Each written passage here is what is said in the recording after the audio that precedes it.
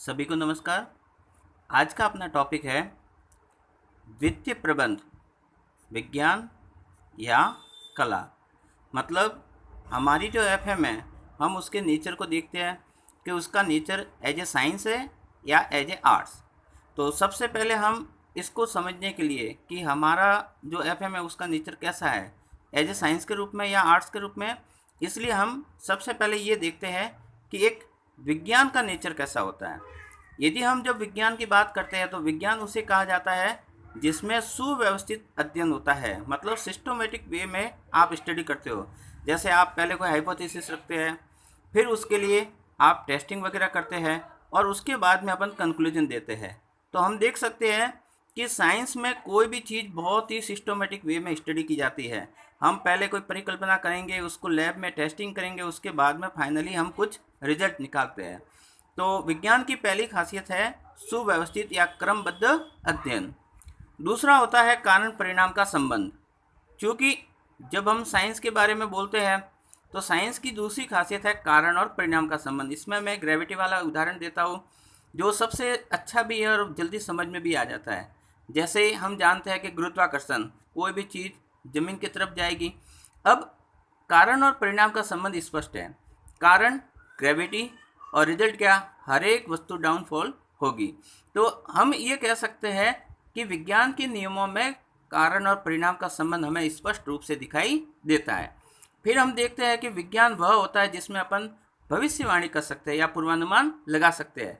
जैसे अभी अपन ने ग्रेविटी वाला देखा, तो अब इसका मतलब मैं छत से कोई दूसरी चीज़ भी फेंकूंगा तो वो जाहिर सी बात है नीचे ही आएगी। तो इस प्रकार मैंने इस नियम के आधार पर यह पूर्वानुमान लगाया कि मैं कोई भी चीज़ उछालूंगा तो वो ज़मीन पर ही आएगी।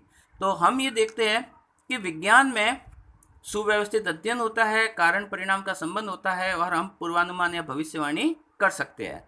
अब अपन देखते हैं क्या हमारे एफएम में ये गुण है। यदि हमारे एफएम में ये गुण हुए तो हम हमारे एफएम को विज्ञान का दर्जा दे सकते हैं, अन्यथा नहीं दे सकते हैं। तो सबसे पहले देखते हैं सुव्यवस्थित अध्ययन। क्योंकि जिस तरह से विज्ञान में सुव्यवस्थित अध्ययन किया जाता है उसी तरह एफएम में भी सुव्यवस्थित अध्ययन करते हैं। आप देखेंगे हम सबसे पहले ट्रेडिंग अकाउंट बनाते हैं, उसके बाद में P&L बनाते हैं और उसके बाद में बैलेंस शीट बनाते हैं। क्योंकि हम उनको सीक्वेंस में लेते हैं, ठीक है ना। और इसी तरह अपन कोई सा भी फ्लो, जैसे कैश फ्लो, फंड फ्लो बनाएंगे, उसमें भी हम स्टेटमेंट को भी सीक्वेंस वाइज ही बनाते हैं। तो जिस तरह से विज्ञान में सुव्यवस्थित अध्ययन किया जाता है उसी तरह से एफएम में भी हम सूचनाओं को सुव्यवस्थित वे में ही अध्ययन करते हैं। इसमें भी हमारे अध्ययन का तरीका वही रहता है। सबसे पहले हम अपने डेटा कलेक्ट करते हैं, उसके बाद में हम हमारे टूल्स को उस पर एप्लीकेबल करते हैं और उसके बाद में हम किसी रिजल्ट को प्राप्त करते हैं। तो इस प्रकार हम देखते हैं कि विज्ञान की तरह एफएम में भी एक सिस्टमेटिक वे में अध्ययन किया जाता है। सबसे पहले हम समंक लेंगे, फिर उसके ऊपर टेस्टिंग करेंगे और उसके बाद में हम कोई रिजल्ट उसमें देते हैं। तो इस प्रकार हम देखते हैं कि विज्ञान की तरह एफएम में भी हम सुव्यवस्थित ढंग से अध्ययन करते हैं। फिर देखते हैं कारण और परिणाम का संबंध। तो जैसे एफएम में एक सिंपल सा अपन करंट रेशियो देखते हैं।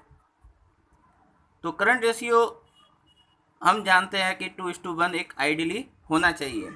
तो जाहिर सी बात है ये है, इसका मतलब कंपनी की स्थिति अच्छी है। और यदि हम पाते हैं कि हमारी वित्तीय स्थिति, हमारा जो करंट रेशियो है वो 0.5:1 है, इसका मतलब हमारी वित्तीय स्थिति सही नहीं है।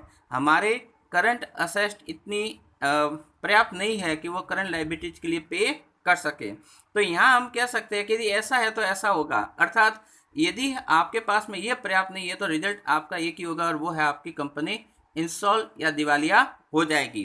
तो विज्ञान की तरह हमारे यहाँ भी, मतलब एफएम में भी कारण और परिणाम के संबंध रहते हैं। हम चीज़ों को देख कर कह सकते हैं कि इस तरह से कारण रहा तो परिणाम ये निकलेगा। अर्थात क्योंकि जैसे एक एग्जाम्पल के तौर पर आपको ये बताया गया है, तो इससे हम कह सकते हैं कि यदि वित्तीय स्थिति ऐसी रही तो परिणाम निश्चित तौर पर ऐसा रहेगा, मतलब ये कारण है और ये उसका परिणाम है। तो विज्ञान की तरह इसमें भी कारण और परिणाम के संबंध हमें देखने को मिलते हैं। फिर अपन बात करते हैं पूर्वानुमान की। तो यहाँ पर अपन कह सकते हैं, जैसा अभी अपन ने कहा था कि यदि ये स्थिति लगातार बनी रहती है तो निश्चित तौर पर कंपनी के दिवालिया होने की संभावना पूरी है। जैसे विज्ञान में हम भविष्यवाणी कर सकते थे, वैसे के वैसे हम एफएम में अपने अलग अलग टूल्स हैं, उन टूल्स के आधार पर ये कह सकते हैं कि यदि इस स्टैंडर्ड पर कोई चीज़ नहीं रही तो निश्चित तौर पर उसके परिणाम ये रहेंगे। मतलब हम भावी भविष्यवाणी भी कर सकते हैं। तो इस प्रकार हम देखते हैं कि विज्ञान की तरह एफएम में भी, हालांकि ये अकाउंट का सेक्शन है, लेकिन जैसा अभी पूर्व में अपन ने अध्ययन किया था कि अकाउंट की चीज़ें भी इससे रिलेटेड है। मतलब हमारे एफएम के विकास में अकाउंटेंसी का भी बहुत बड़ा रोल है, इसलिए यहाँ पर इसका जिक्र किया गया है। तो चूंकि हम ये पाते हैं कि विज्ञान की तरह हमारे एफएम में सुव्यवस्थित अध्ययन है, कारण परिणाम का संबंध है, और हम भविष्यवाणियाँ भी कर सकते हैं। जैसे 2008 की मंदी आप जानते ही हो, हम पहले से प्रेडिक्ट कर सकते हैं कि यदि स्थितियाँ ऐसी रही तो आने वाले समय में दौर खराब होगा। या फिर हम कोरोना में कह सकते हैं कंपनियों की बैलेंस शीट लगातार खराब होती रही थी, तो हम कह सकते हैं कि जीडीपी गिरेगी और देश की अर्थव्यवस्था गर्त की तरफ जा सकती है। तो इस प्रकार एफएम वाले अनुमान भी लगा सकते हैं, और वो भी सटीक अनुमान। तो इस तरह हम देखते हैं कि विज्ञान की सभी विशेषता हमारे एफएम के अंदर मिलती है। तो हम कह सकते हैं हमारा एफएम एक विज्ञान है, मतलब हमारे वित्तीय प्रबंध की प्रकृति विज्ञान के रूप में है। अब अपन दूसरा देखते हैं कि क्या हमारा वित्तीय प्रबंध एक कला भी है। तो कला का अर्थ पहले समझते हैं। कला का अर्थ होता है किसी भी कार्य को श्रेष्ठ तरीके से संपादित करना। तो एक वित्तीय प्रबंधक अपने पास में जो सूचनाएं हैं, जो उसके पास में डेटा अवेलेबल है, उसके आधार पर वो सबसे बेस्ट डिसीजन देता है, सबसे श्रेष्ठ निर्णय का निर्माण करता है, और इसीलिए कंपनियां ग्रोथ करती है। और दूसरे पहलू में हम देखते हैं तो हम कला उसको कह सकते हैं किसी भी सब्जेक्ट को, यदि उस सब्जेक्ट का प्रैक्टिकली यूज है। यदि किसी भी सब्जेक्ट का प्रैक्टिकली यूज है तो आप मान के चलिए वो सब्जेक्ट अपने आप में क्या है, कला। तो इस एंगल से तो निश्चित तौर पर हमारी जो एफएम है वो एफएम क्या है, कला। क्योंकि एफएम की प्रैक्टिकल वैल्यू बहुत ज़्यादा है। कंपनियों के जो डिसीजन है वो इन्हीं के ऊपर टिके हुए हैं, इसलिए प्रैक्टिकल अप्रोच तो इसकी बहुत ज़्यादा है। और इस एंगल से हम कह सकते हैं कि हमारी एफएम एक कला के रूप में भी है। तो अब अपन फाइनली कंक्लूजन के रूप में क्या कह सकते हैं। कंक्लूजन के रूप में हम ये कह सकते हैं कि हमारी एफएम में विज्ञान के भी गुण हैं और कला के गुण भी है। तो हम ऐसा कह सकते हैं कि वित्तीय प्रबंध विज्ञान और कला दोनों है। धन्यवाद।